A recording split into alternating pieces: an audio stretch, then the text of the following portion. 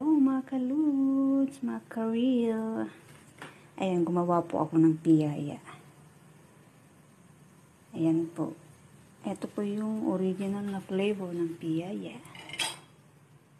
Baliktad natin. Ayan. Second try ko na po itong gawin, mga kareels. Sarap po nitong ikape. Malutong-lutong.